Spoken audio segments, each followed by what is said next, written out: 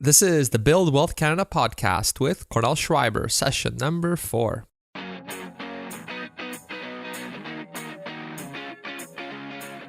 Welcome to the Build Wealth Canada podcast, where it's all about becoming debt-free, accelerating your wealth, and taking control of your money. Now, here's your host, Cornell Schreiber. Hey, it's Cornell here, and welcome to episode 4 of the Build Wealth Canada podcast. And in this episode, what we're going to do is really give you a comprehensive guide on all the different costs that you could incur when you're purchasing a home, as well as all the costs that you will have after you purchase a home. And really, this is something that's pretty key because some of these expenses are in the thousands of dollars. And so if you don't really have that financial cushion, and if you're caught off guard by too many of these different expenses, whether it's the ongoing expenses once you've bought the home or the initial expenses, you could find yourself to be in pretty rough shape and basically not have enough money to pay for them. And so usually what happens in that case is you'll be inclined to say, okay, well, I guess I'll have to use my credit card for this expense, or basically go into debt to pay a certain expense. And then this is something that you definitely want to avoid at all costs. I mean, you're already going into debt by purchasing a house because you're likely going to have a mortgage. And so you really don't want to have additional debt on top of that, especially at a much higher interest rate, like for example, if you're using credit card debt. So that's something that's pretty key. Now, what's really interesting too is that you're in an interesting position when you go to purchase a home, because on the one end, you do want to put as much money towards the house as possible. You have that sort of incentive to put in as much money towards the house, just because the more you put down, the lower your interest payments are going to be. And this makes complete sense, right? I mean, if you're taking a loan that's not very large because you don't need it, then you're obviously going to pay a lot less interest. Now, on the other hand, you definitely want to make sure that you actually have enough of a financial cushion. If, for example, something requires a repair very urgently shortly after you move into the house, or let's say you move into this house, everything's going great, and then let's say you or your significant other loses their job, and now all of a sudden your income is going to be cut pretty significantly. So really the key is to find that balance where you are putting in as much as you can towards the house to minimize your interest payments, but at the same time, you don't want to go overboard to the point where you're just really walking a very, very thin line. And if anything unexpected happens, any sort of unexpected expenses, that's going to put you in a very, very large financial strain. So you definitely want to have that cushion. Now, once you've actually purchased the house, you also want to know what are these ongoing expenses going to be to basically keep the house. And this is obviously really important because the kind of worst thing that you don't want to get into is that you purchase this house, everything seems okay, and then at the end of the month, after paying for all the expenses, after paying the mortgage, after paying the property tax, after paying for some maintenance on the property, you find that you actually don't really have any money left over at the end of the month. And so if you don't have money left over at the end of the month, well, now you can't pay down your mortgage quicker, right? Because you're spending all your money on your mortgage, so you can't really accelerate your payments that way. You can't really invest because, once again, you don't have money to invest. And you may not be able to afford certain things as well, like a vacation, or maybe you're planning to get married in the near future, or maybe you know that you'll have to purchase a new car soon. So if you're basically spending a majority of your take-home pay just to be able to keep the house, it can really be, I would even say, a catastrophic thing for you, because you can get to the point where you can't really live your life, or you can't live your life without going into debt just because you're spending so much money on the house. So really, these are really key things. And like I mentioned in the previous podcast, when you are getting into the whole house buying thing, it's a lot of money, right? You're dealing with hundreds of thousands of dollars. And so this isn't something that you just want to take lightly. You want to make sure that you dot your I's and cross your T's, and that everything is well managed, and that you anticipate to the best of your ability all the different costs that could come up. And at the same time, realizing that you aren't going to be able to predict everything. You can't predict when your furnace is going to break and you're going to need to replace it. You can't predict exactly when your roof is going to start leaking or when it's going to need replacement. You have estimates, you build in cushions, you build in backup plans, you build up the savings and emergency fund.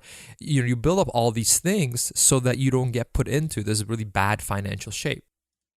And it's important to note too that when you are in this position, it's not something that's very easy to undo. So it's not like you buy a new couch and then you realize, oh, I spent too much on this couch. I really shouldn't have done that. And you go and you return the couch. And it's an inconvenience, but at the same time, it's completely reversible for the most part. With a house isn't very liquid, right? And by that I mean, it's not something that you can just get rid of very easily. So if you get into this financial bind, for example, you buy a house that is too expensive and the ongoing costs of having this house are too much, and you realize 6 months down the road that you don't have enough money to invest, to pay down the mortgage quicker, to basically have a life, then okay, you can decide to sell the house. But this isn't something that you can just, it's not like selling a stock, right? Where you just go on the website and you sell it. And, it's something that you can be done within a few minutes. Maybe it's the middle of winter and there aren't really any buyers for that kind of property in that particular area. Maybe you can't find an alternate place that you want to live in, and so you have to stay in that house. Maybe you try selling it, but no one is willing to pay the price that you paid for it. So you see, it's not really something that you can just reverse very easily. You can reverse it, but generally it is going to cost you a fair bit of money. And if you listen to the previous podcast where I talked about the advantages versus disadvantages of buying or renting a home, then you know that there are quite a few things that you do need to consider before purchasing a house, just because there are a lot of extra expenses that come along with purchasing a house that you are going to have to incur if you make that wrong decision and you do have to move sooner than you should. All right, so what I want to do is actually tell you a story about my own personal example and something that we actually went through. And I think it really illustrates quite well the importance of planning and having these cushions in place and really knowing what your potential costs might be so that you can plan for them and that you aren't in a financially stressful situation. So when we basically moved to our most recent house, what we actually learned was that the electrical in it was actually not very good. In fact, it was somewhat catastrophic. There was actually a very big fire hazard. So if we didn't do anything, we were actually told by a few professionals that there's a risk that a fire could actually start within the house from the electrical, from within the walls. So basically our house could catch on fire from within the walls from the electrical wires.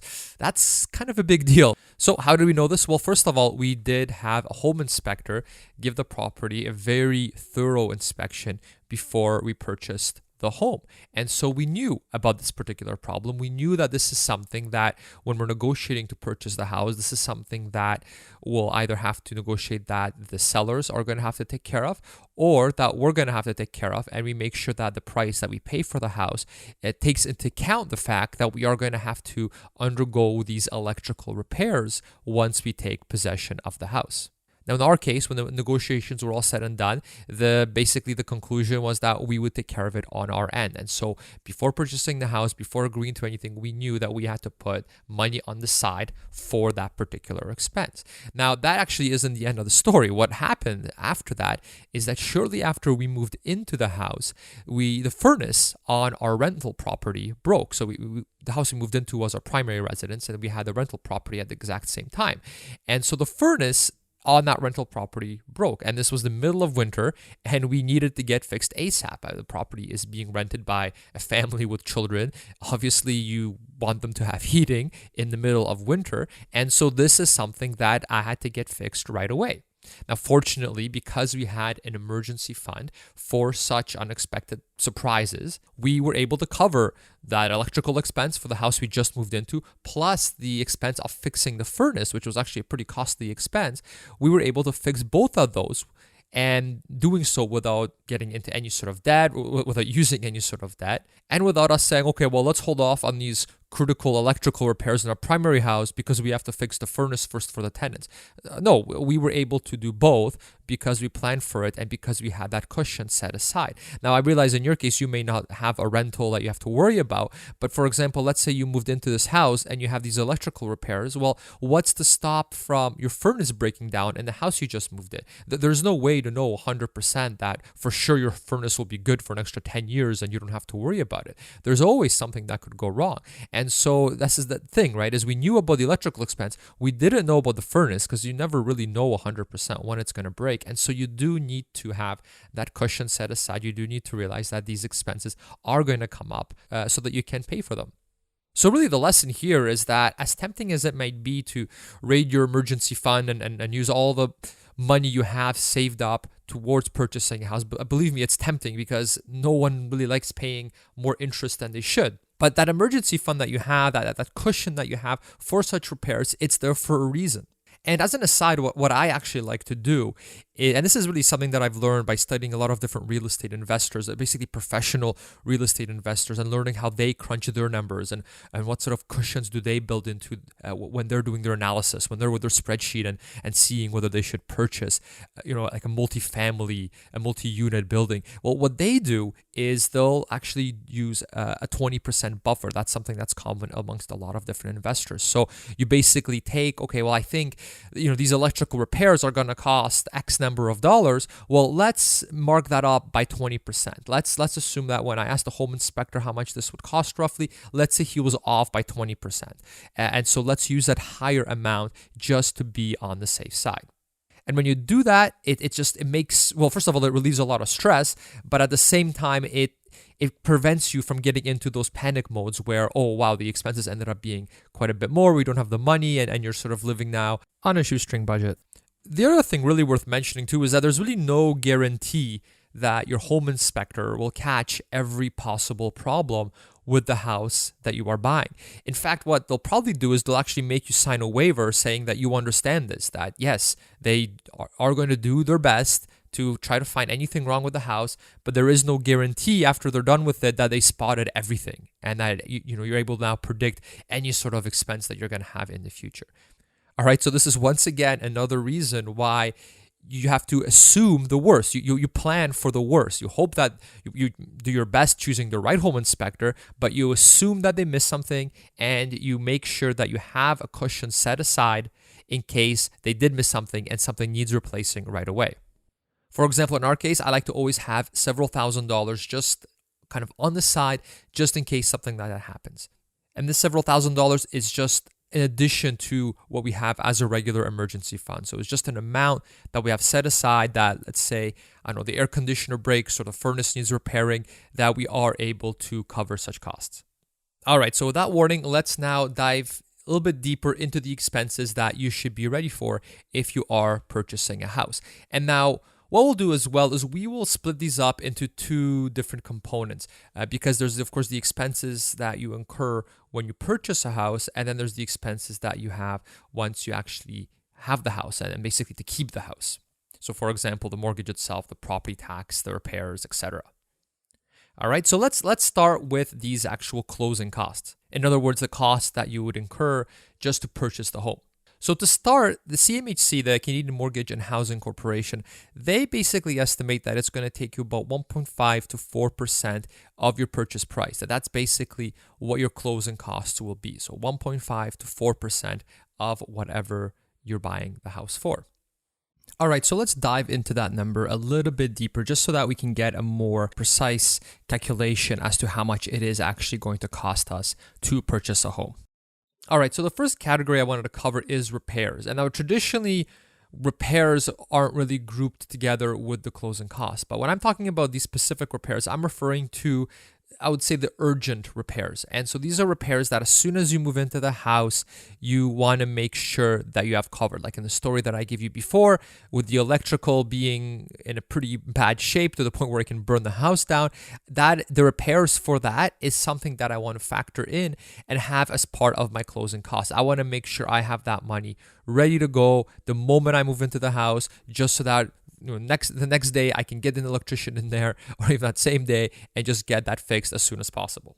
All right, so when you are going through the house and you're looking it through with your agent, there are certain things you want to look for and ask, just so that you get a very good understanding of the cost that you're going to have to incur shortly after taking possession of the house. So for example, one of them is the roof. How old is the actual roof? Now, typically, a roof can last about 25 years. That I would say is the lifespan, sort of the average lifespan of a roof. Now, obviously, there's these ridiculously expensive roofs that are guaranteed for a lifetime or whatever the case may be. I'm just talking about the average, right? So 25 years. So if the house has never had its roof replaced and the house is 25 years old, well, that's something that now you should make sure that you factor in. Make sure that you actually have money set aside for roof shortly after taking possession of the house, because you don't know. I mean, the day that you move into the house, the roof might start leaking, or maybe you want to replace it right now before the roof starts leaking so that it doesn't drip down and start damaging basically the inside of your house, right? So this is something that you definitely want to ask and factor in. Another thing you want to look at is the furnace. Now, typically a furnace on average will last between 20 and 25 years. So once again, if you're moving into this house, the house is, let's say, 25 years old, it still has its original furnace, I mean, that should be a flag for you. That should say, okay, well, I should definitely budget for a new furnace or some very significant furnace repairs about the time that I move into the house. Another good question is, does the house have an air conditioner? Do you need an air conditioner? Are you reliant on one? For example, I know my wife and I, we need an air conditioner. We just do. It's not even a question. It's just we can't function properly if it's just too hot in the house. And so for us, if you're like us in that case and you do need an air conditioner, well, definitely ask that, does the house have one? If it doesn't, well, you're going to have to put several $1,000s aside so that you can purchase an air conditioner.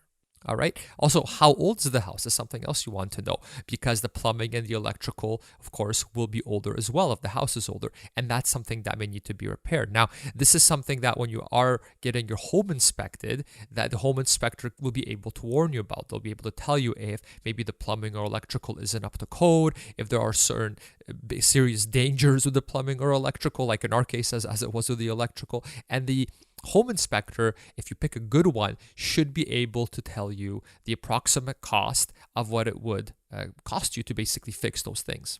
And that's something, that number is what you can bring to the negotiations when you are purchasing the house. And that might allow you to basically get a better price for the house, because you can go to the seller and say, look, I like your house. I realize that there are these significant repairs that need to be done with the electrical, with the plumbing. Here's how much it's going to cost.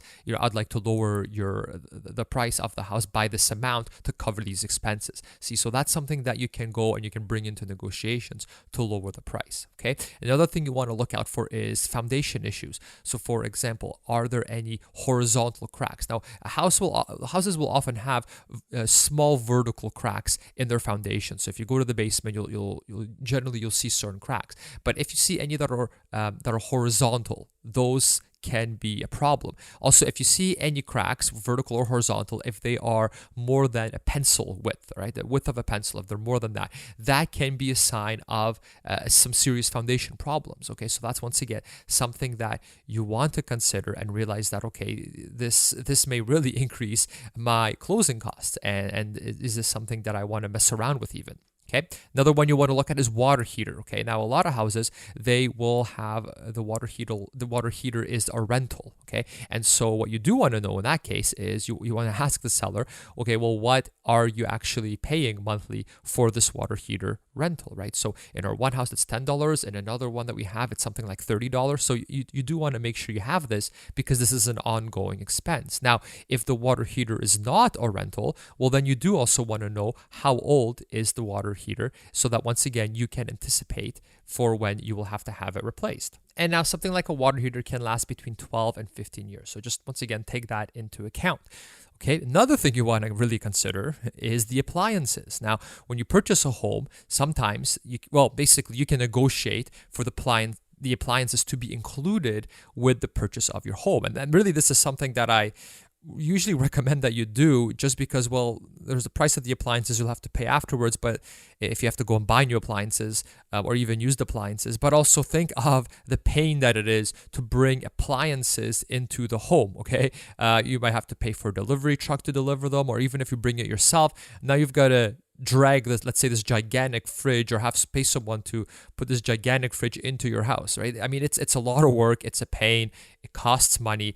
Generally, I would say, you do want to negotiate to have the appliances included with the house, okay? But if you don't, or maybe they'll say, well, you can keep the fridge and the stove, but we need to take the washer and dryer, and there's no they're not okay leaving those behind, right? Well, once again, you need to wash your clothes, and so shortly after moving in, you're going to have to purchase, let's say, a washer and dryer, right? And so you do want to make sure you have that money set aside ready to go before you go purchasing a house, so that you're not using your credit card to purchase a washer and dryer and then paying a ridiculous amount of interest on it. Okay, so that's once again something that you really want to consider. You also want to look at whether the floors are sloped or not. Okay, that's obviously not a normal thing, right? When you're in a room, the floor should be level, right? If you put a ball on it, like a marble or tennis ball or something, it shouldn't roll, right? It should be nice and flat, right? So, well, once again, this is something that is a flag, and that's something that the home inspector should be able to give you some advice on if there is any sort of serious issues that are causing that floor to be sloped, and if so, well, how much will those cost to repair, and can the sellers lower the price because of the repairs you'll have to incur? Basically, this is something you definitely want to know. All right, and in general, you do want to know how old the house is, okay? And basically, different houses built during different decades tend to have different sort of characteristics. Some decades have a reputation of being decades where the houses are very, very well built, and so you don't have to worry about certain things. Others have a reputation of being where houses aren't really so well built. Basically, what you want to do is, when you are shopping for a house, you do want to make sure that you do have an agent that actually knows a bit about this stuff. Now, you will have a home inspector, of course, review your property as well to take a look at this. But, you do want an agent that knows a bit about this, just so that before you place an offer, they can already advise you accordingly, right? You don't want to put in an offer and use an agent that doesn't know any of the stuff, and then you go and you pay a home inspector $500. They find out all these different things, and now there's no way you want to buy the house. Well, hopefully some of those things the agent would have been able to detect beforehand. Like, for example, let's say there's some huge foundation issues. Well, hopefully the agent is knowledgeable enough that they would be able to see, okay, look, you've got these, this giant crack in this giant horizontal crack in your foundation. This is an issue. Consider this before you put in an offer. So this is something that they should warn you about even before you go out and spend $500 on a home inspector. Okay, so just something to keep in mind. And the last thing I want to mention too is you do want to factor in the cost of changing locks. This isn't a huge expense by any means. You can do it yourself. I'm not particularly a handy guy, and I've always done it myself. It's not really difficult, but of course, you do want to factor that in. And I guess it's more something that it's easy to forget. So have that on your checklist as well. That if you do move into a house, make sure you remember to change the locks as well, because you don't know if the previous owners gave their keys to someone else, maybe some sketchy characters. And last thing you want is someone breaking into your house very easily because they have a key for it. All right, so that's a bit of an aside. But you know what? Maybe I should back up just a little bit, because if you haven't purchased a house before, maybe you're not you don't know the actual sort of workflow, the process, right? So, but generally, what happens is, let's say you go and you find a house that you really like, and you want to put in an offer on it, right? So that's something that you would do together with your agent, right? So you start negotiating these different things. And this is why it's good to have an agent that knows some of the different things I mentioned before, like knows to look for the roof, knows to look for the plumbing and the furnace and all these other things, right? That they can advise you on these different things and things to be careful of with that house based on that age, all right? So let's say, the agent talks to you about it, you look at all the different factors and you say, okay, let's negotiate on the price. The sellers agree to the price that you're offering them. Everything is good. Well, the next step now is that you will now have a home inspector go into the house to look at all these different things in more detail, all right? And then the home inspector, you can expect to pay somewhere around $500 for a decent home inspector, maybe a little bit more, depending on who you get and where you're located, etc. All right, so now the inspector, when they've inspected the property, and you should always be with them when they're inspecting it, just so you can learn and they can explain the different things you should be concerned about, and they explain to you the different costs. You should always ask them, what is this going to cost to fix this issue that you found with the house? Always do that.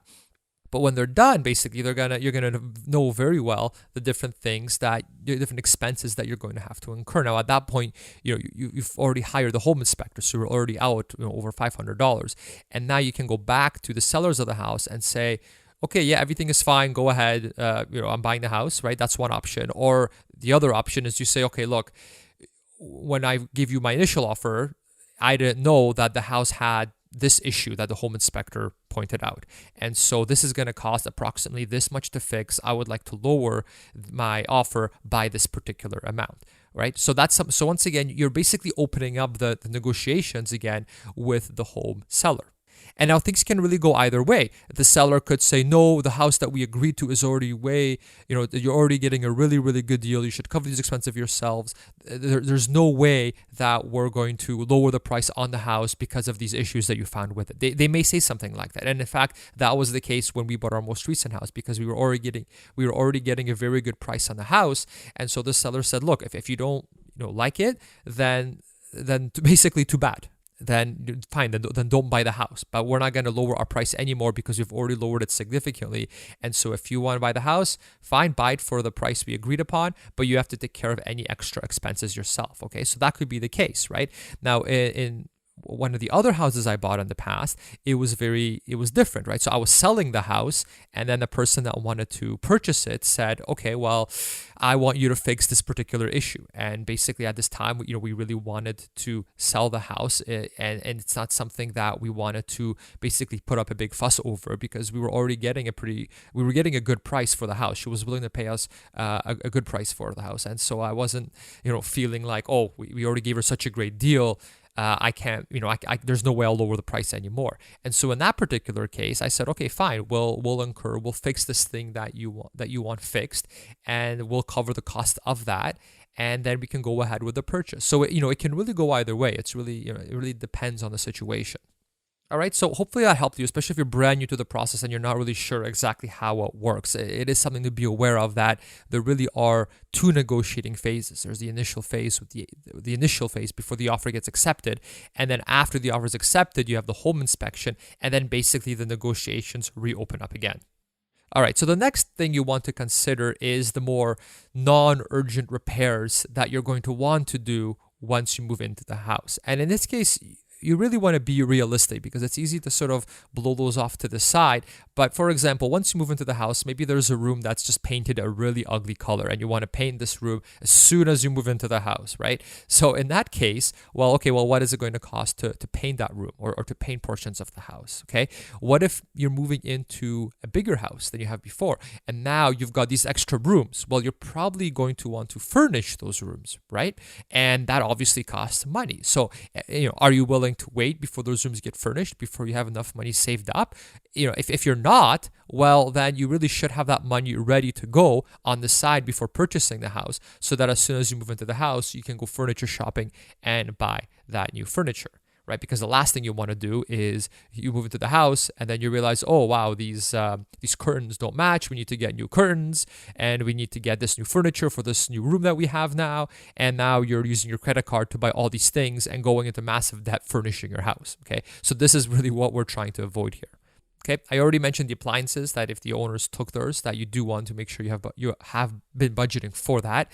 If you have a house, you may have a lawn now too, so you may actually have to go out and buy a lawnmower, right? Another thing to actually consider. If you bought a house with a pool, well, now you need chemicals for the pool. Plus, maybe they didn't leave behind all their equipment. Maybe you have to buy some additional pool cleaning and pool maintenance equipment now as well. So once again, this is something that you would have to budget for as well. If you're moving from an apartment, well, you may have to purchase garbage bins now. You may have to purchase a snow shovel, right? You may have to purchase light bulbs even, right? Because maybe the landlord used to always cover that and they would change the light bulbs for you. All right, so things like furniture, different upgrades you want to the house, new decorations you want to add to the house. Maybe you want a garage door opener for the house. I already mentioned the air conditioning. So these are things that maybe aren't sort of critical repairs. Like, the house isn't going to burn down if you can't afford a snow shovel right now, or if you can't afford garbage bins, right? But, at the same time, you do want to consider these things, right? You do want a few $1,000 set aside for these certain things. And once again, I don't think these are usually classified in a traditional sense as closing costs per se, but I mean, this is something that, if it's something that you're going to be purchasing shortly after moving to a house, I would like to group that into the closing costs category and make sure you have enough money set aside for all those things. All right, so let's keep moving along here. Moving costs is, of course, another thing that you have to consider. And now you might say to yourself, well, I don't want to pay other people to move my things. I can do it myself, no problem. And that's fine. And I mean, that's something that I've always done. Or you get friends to help you, right? That's something that you can do. But there's still a cost associated with that. There's still the truck that you have to rent to actually move all your things. When you have friends coming over, well, you should probably get them a pizza or something, right? Give them some sort of food or some beer, just, at least to thank them for what they're doing, right? So, moving costs, even if you are doing it yourself, chances are you don't have a giant rental truck that you can use for free. So you do have to rent that. And there is the cost of, if you're not paying for movers directly, you're sort of indirectly paying for movers by giving them food, giving them beer, whatever the case may be. Okay. The next expense you want to look into is the home inspection. Now, I've already mentioned this earlier in the podcast. So in our case, it was somewhere around the $500 mark whenever we did our home inspections. And of course, depending on your area and all that, it can be more or less. But, that's sort of the general price point that we actually incurred. And now when it comes to the home inspection, you definitely don't want to just find the first home inspector that comes up when you do a Google search or whatever and just go ahead with them.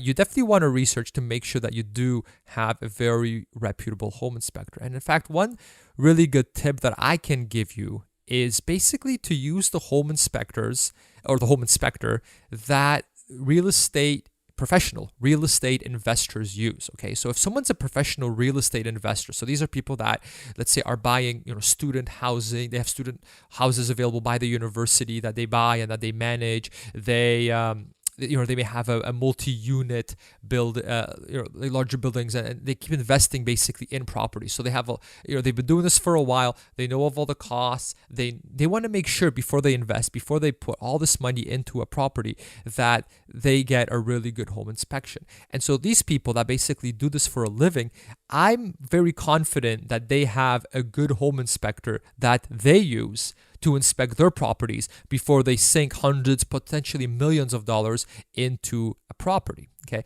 and so that's who I recommend you use is, and this is basically sort of the course of action that I took as well, is basically went on the different forums on real estate investing and found out on these forums, asked around basically saying, well, who's a good home inspector in this particular area? And I was able to find several good home inspectors that professional real estate investors recommended.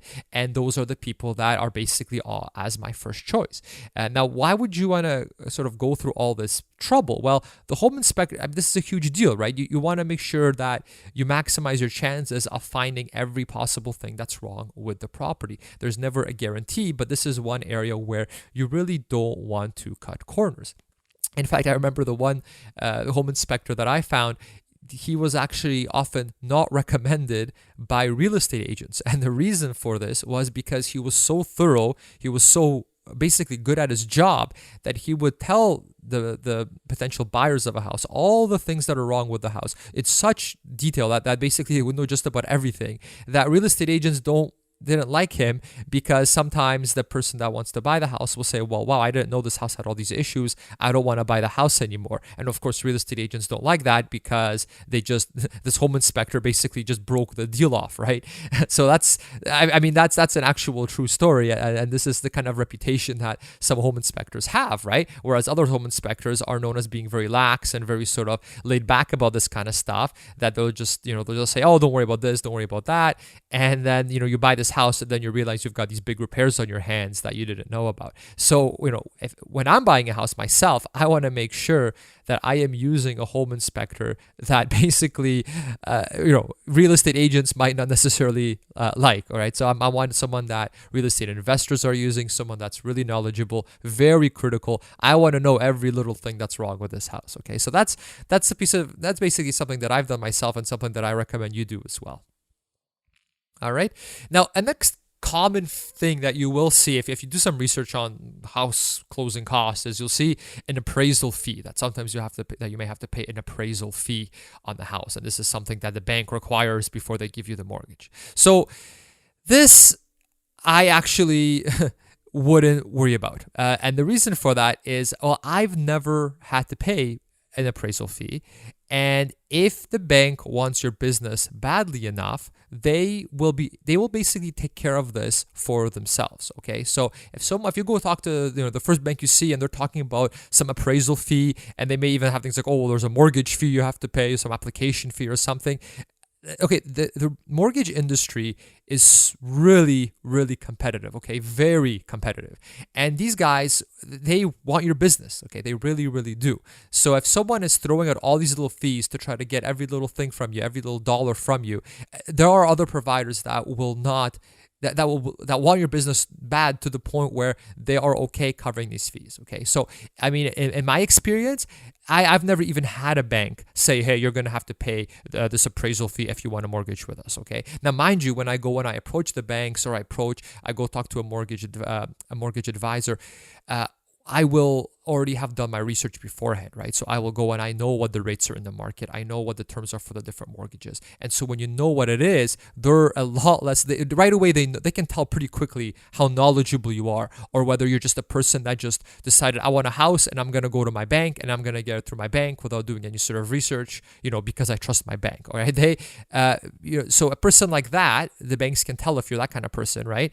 And they can tell if you're a person that's actually done their research. So me personally, I've never had anyone try to push an appraisal fee on me, because they know I'm not going to fall for it, because I know already what's in the marketplace and what other banks are offering, and that their offer just wouldn't be competitive if they're throwing in fees like an appraisal fee, for example. Okay, so that's something that definitely basically they'll get suckered into paying this.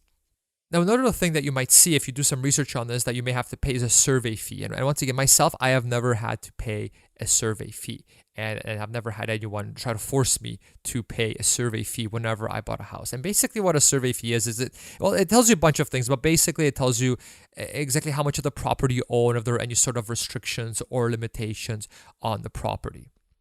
Now, when you are purchasing a property, when you're talking to your lawyer, you will generally take out title insurance, okay? And title insurance basically covers you as far as survey-related issues go.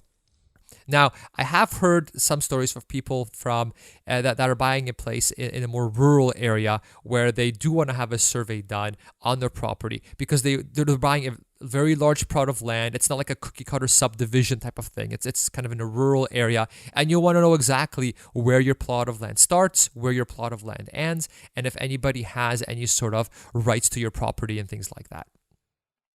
Okay, so if I was buying some rural area, out in the country somewhere, then yeah, I would probably talk to my lawyer, and I would want to see if maybe a survey is something that I would want to do, just to avoid any complications down the road, even though the title insurance covers it, because maybe I don't want to go through that whole process. Okay, so that's kind of something that you should probably ask your lawyer about if you are purchasing a house sort of in that rural area. Now, whenever I bought a house, it was always in one of those sort of typical mid-sized city subdivisions, right, where you've got the cookie cutter houses, the plots of you can pretty much tell where the property starts, where it ends. It's not something that is very mysterious or hard to determine or anything like that. So if you're sort of the typical home buyer where you're buying your house in sort of a typical residential subdivision type thing, then you probably, me personally, I would not go out and get a survey, and I would not and the bank basically would not force me to pay for a survey for them to do one either. Okay, once again, if you're not sure about this, if you're kind of uneasy, then fine, talk to your lawyer. But I know when I did it myself, they basically said, look, you don't have to worry about the survey, because we are going to take title insurance, and the title insurance is going to take care of that. And basically, I took their word for it, and I trusted them, and I've never had any sort of issues with that. All right, another expense that you do want to be ready for, and this isn't a huge one, but it's just something to keep in mind, is basically service charges. And so these are things like putting the utilities in your name, for example. So when you go talk to your hydro company and you say, okay, I just bought this house, I want to get everything set up, generally they'll charge you some sort of registration fee. It could be like $70 or something like that. It's not a huge, gigantic amount, but it's just something to consider. And if you are worried about these sort of smaller costs as well, you can definitely call your utility company, ask them how much something like that would cost, right? So generally like in our case, for example, here we live in Kitchener, so who I would want to call is basically the hydro company, ask them how much that costs, and I would want to call the city, because they're the ones that process basically the water and the gas lines, right? So I would want to know, okay, to set up an account with the city, what it's going to cost, and to set up an account with the electrical company, how much is that going to cost? So those are costs you can get fairly easily. This isn't one of those things that's thousands of dollars. Each one should be well under $100 for sure. They may also, if you're very new and they don't have any sort of history of your account, they may ask you for a deposit as well. So, I mean, this is and that can be a couple $100s as well. So this is something that if you are concerned about that you're not going to have a few $100s laying around to pay for these things, then for sure you may want to call them and get some actual exact numbers. And of course, these can vary depending on what city you're in, so I can't just give you sort of a rule that it's always going to cost you $50, right? So you do want to give them a call. But once again, these are registration fees, right? We're not talking about thousands of dollars in fees or anything like that. All right, the next significant fee that you do want to prepare for is the legal fees. Now, I did a bit of research around this to see what others are paying, and it seems like generally people expect to pay between $1,500 and $2,500 all in for the legal fees. Now, in our case, we actually paid a bit less than that. What we paid is about $1,300 for the legal fees, plus $142 to register the mortgage and the deed. So it's a bit over $1,400. Now, when you do go and you start asking for quotes from different lawyers, what they'll normally do is they'll give you a rate that's much lower than that. So, for example, in our case, we were quoted $650 for the legal fees themselves. But then there's actually another component to the fee, which is called disbursement. And this usually title insurance is included as part of this, as well as other fees. Even things like photocopying they'll include as part of disbursement. So in our case, the fee was $650 plus a disbursement. So when all was said and done, it ended up being a bit over $1,300. And like I said, plus the $142 to register the mortgage and the deed. So I would say the $1,500 to $2,500 that seems to be sort of the common thing people expect. It seems to be fairly accurate. Like I said, we paid a bit under $1,500 for ours. So if you shop around, but you may still obviously make sure you do actually get a good lawyer. Get some talk to people that have used that lawyer in the past. See if they were happy with everything. See if they had any sort of issues, any sort of surprises.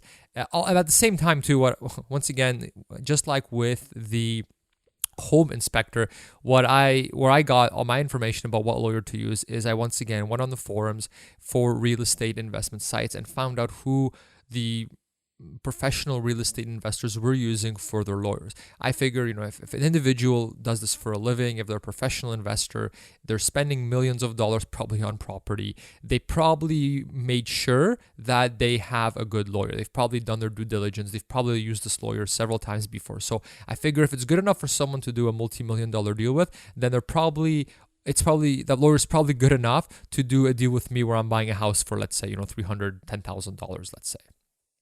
Okay. Now, what's good to do too is I do like for the lawyer to commit to the price. I don't want there to be too much of a variance in what he tells me and what the actual price will be. So I do ask if the price, the quote that they gave me, if that is sort of a guaranteed price and how much I can expect it to fluctuate, what the variance can be, because some of these are somewhat variable costs. And so I do want to make sure that I don't get any sort of surprises on the bill once all is said and done. And once again, if you've done the research and you've actually found a good lawyer and someone that people have referred you to in the past, someone that several professional real estate investors are using, well, chances are you found yourself probably a pretty good lawyer, and they're not going to try to screw you over by charging you these unexpected fees that you weren't expecting just to get a few extra bucks from you. So that's just something to definitely, I think, keep in mind. I think that's some good advice.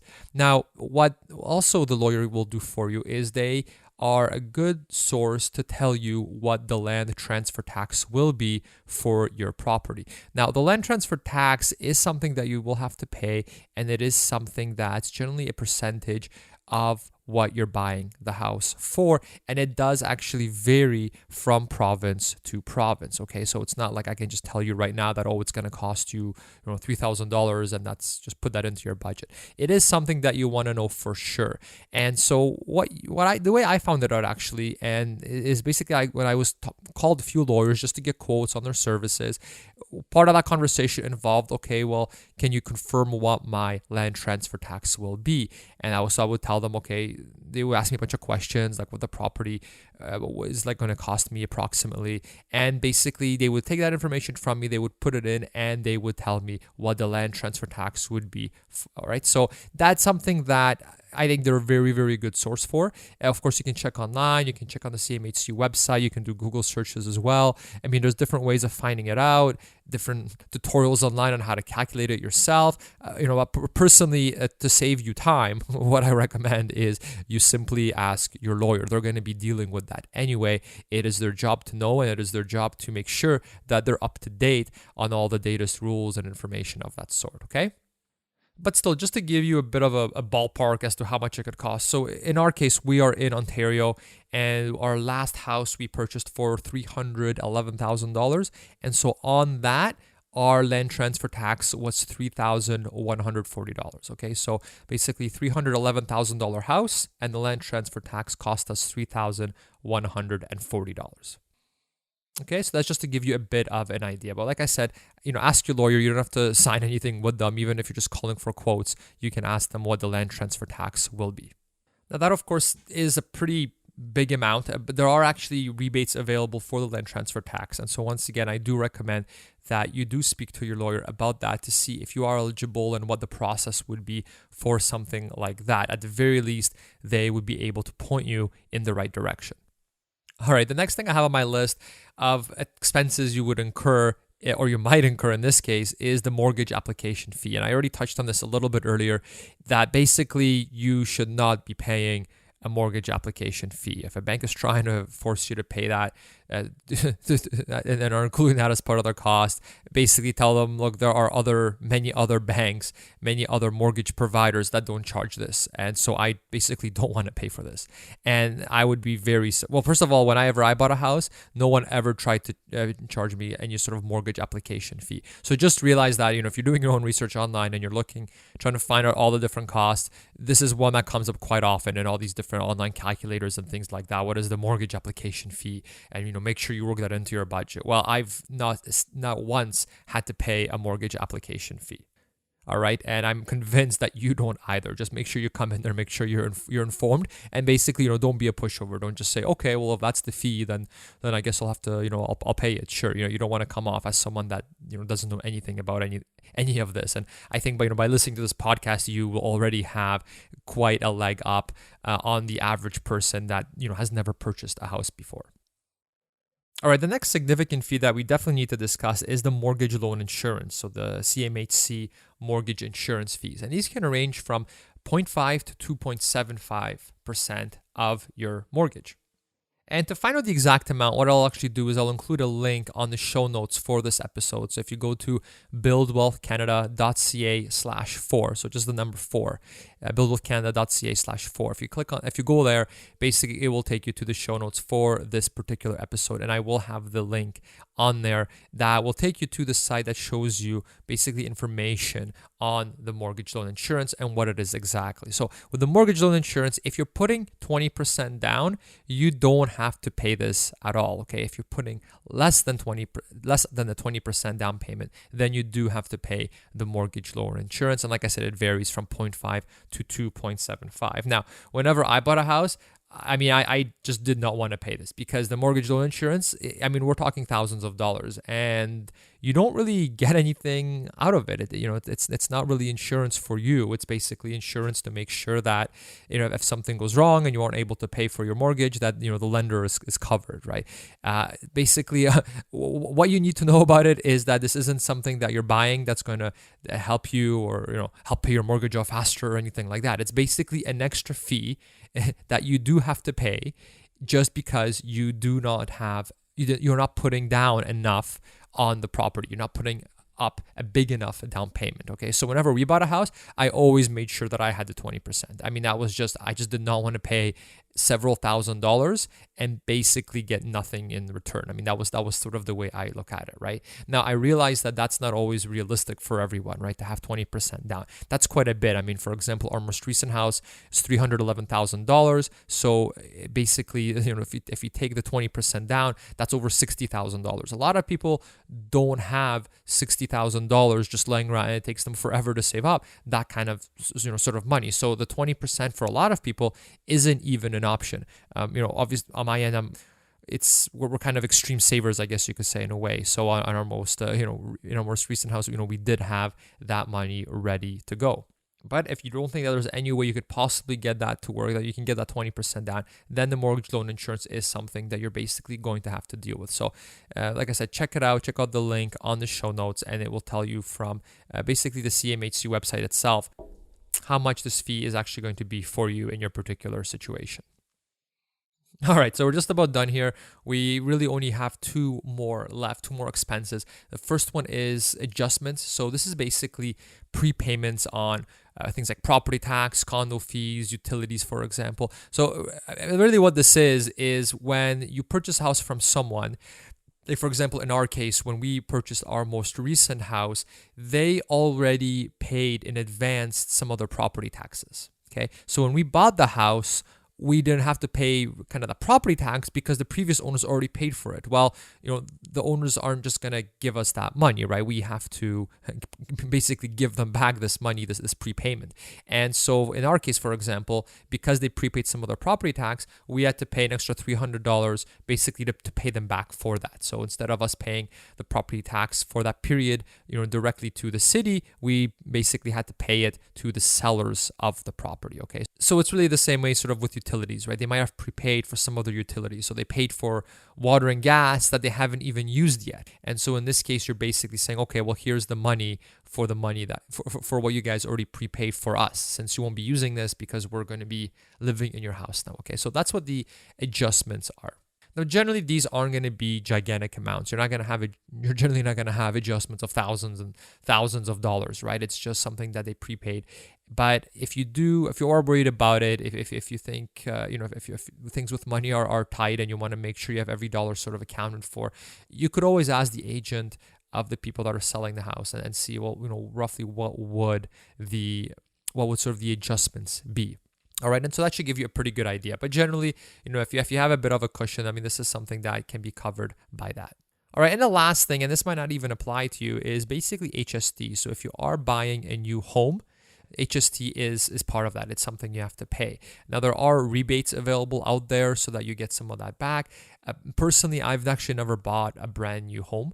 And just when I looked at what you get for a new home for the same amount of money, what you get in a new home versus a used home, for me personally, the used home was just a better fit, right? I felt like I was getting a lot more for my money, But I understand how some people do like the new home. They do like it, the options to have it customized for them a little bit. They do get tremendous peace of mind knowing that it is a new home and that there are less likely to be any sort of unforeseen repairs. Although I will warn you that just because a home is new doesn't mean that it won't necessarily have new repairs. I know one of the houses that we bought wasn't a brand new home, but it was a fairly new home. But there were a few things there was one thing in particular in the attic with the ventilation that they just didn't do right. So when the builder was building it, they basically dropped the ball a little bit, and the ventilation wasn't very good, and it started causing certain issues, certain wetness issues for us in the home.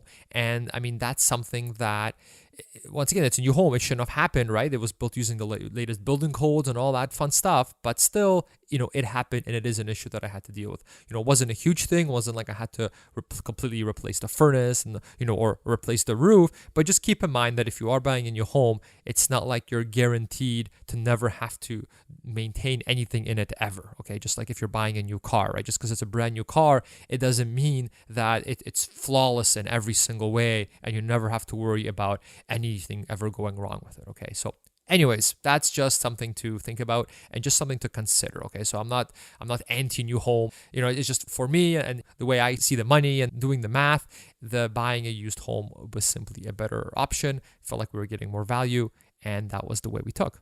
And really, this is something that you should discuss with a lawyer. If you are buying a brand new home, you do want to make sure that you are fully aware of what the HST is that you're going to be paying and what their rebates are. Because once again, this is a significant amount. This isn't like a $20, $20 tax or anything like that, right? These, we're getting into the bigger amounts here, and this is something that you do want to consider.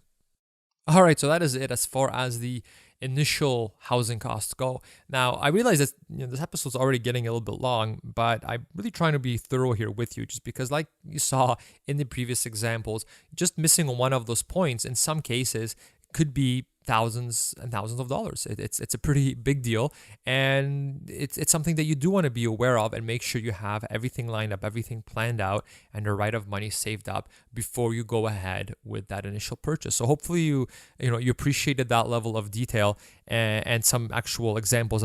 Now, if you did like it or didn't like it, or if you have any sort of questions about it or something wasn't clear, definitely let me know. Go to the buildwealthcanada.ca website for this particular podcast. Like I said before, the URL is buildwealthcanada.ca/4, so just the number 4.